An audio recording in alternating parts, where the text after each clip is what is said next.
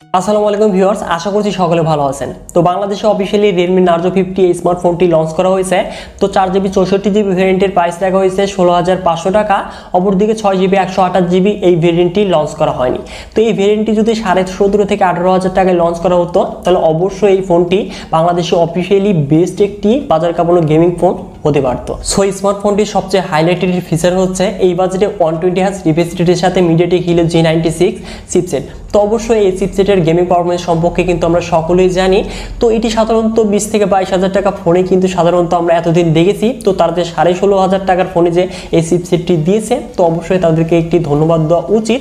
তো এই চিপসেটটি দিয়ে আমরা স্মুথ আল্ট্রা সেটিংসে পাবজিতে 40 FPS এর আউটপুটটা পেতে যাচ্ছি। অপরদিকে ফ্রি ফায়ার এবং বাকি যে গেমগুলো রয়েছে তো মিডিয়াম টু হাই সেটিংসে কিন্তু আমরা খুব সহজেই লাইভলি প্লে করতে পারবো। তো অবশ্যই অফিশিয়ালি গেমারদের জন্য সবচেয়ে বেস্ট ফোন হতে যাচ্ছে এই বাজেটে এই স্মার্টফোনটি।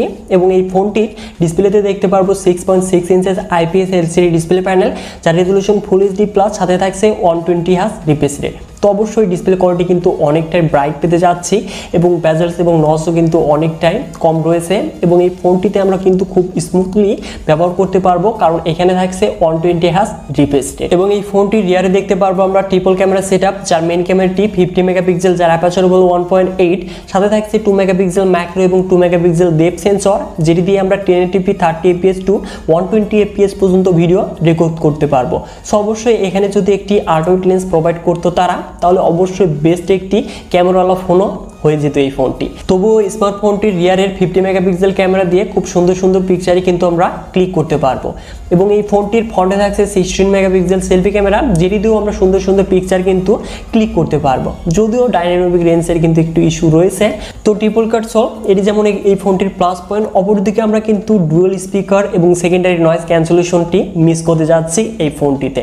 এবং এই ফোনটির সাথে আরও থাকছে 33 ওয়াট ফাস্ট চার্জিং, যেটি কিনা 5000 mAh ব্যাটারির সাথে দেখতে পারবো। তো অবশ্যই এই ফোনটির ব্যাটারি ব্যাকআপও কিন্তু আমরা অনেকটাই বেটার পেতে যাচ্ছি। এবং এই ফোনটি আমরা মোট দুটি কালার ভেরিয়েন্টে পেতে যাচ্ছি, স্প্লিট ব্লু, অপরটি স্প্লিট ব্ল্যাক। তো স্প্লিট ব্ল্যাক কালারটি কিন্তু আমার কাছে অনেকটাই বেটার মনে হয়েছে। তো এই ফোনটি যে প্রাইসে লঞ্চ করা হয়েছে এই বাজেটেই কিন্তু রয়েছে Redmi Note 11 এই ফোনটি। তো এই ফোনটিতে যাই হোক স্পেসিফিকেশন অনেকটা বেটার হলেও এখানে কিন্তু আমরা বাঘ ভাল্লুকের ভয় কিন্তু রয়েছেই। অপরদিকে Redmi Narzo 50 এই ফোনটিতে কিন্তু তার ভয় নেই। বিশেষ করে আপনারা যারা লং টাইম ইউজ করবেন ফোন এবং ভালো গেমিং পারফরমেন্স চাচ্ছেন, সেই ক্ষেত্রে আপনারা এই ফোনটিকে আপনাদের চয়েস লিস্টে রাখতে পারেন। তো Redmi Narzo 50 versus Redmi Note 11 এই দুটি স্মার্টফোন নিয়ে কিন্তু অলরেডি আমাদের চ্যানেলে একটি কম্পারিজন ভিডিও অ্যাভেলেবল রয়েছে।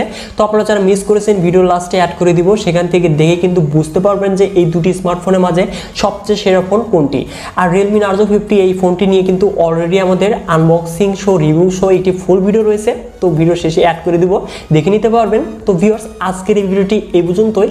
আশা করছি ভিডিওটি ভালো লেগেছে। ভিডিওটি ভালো লাগলে অবশ্যই ভিডিওতে একটি লাইক করে দিবেন। আর চ্যানেলটিতে নতুন হলে অবশ্যই চ্যানেলটিকে সাবস্ক্রাইব করে হয়ে যাবেন ফ্যামিলির একজন নতুন সদস্য। সো ভিউয়ার্স, দেখা হচ্ছে পরবর্তী নতুন কোনো ভিডিও নিয়ে।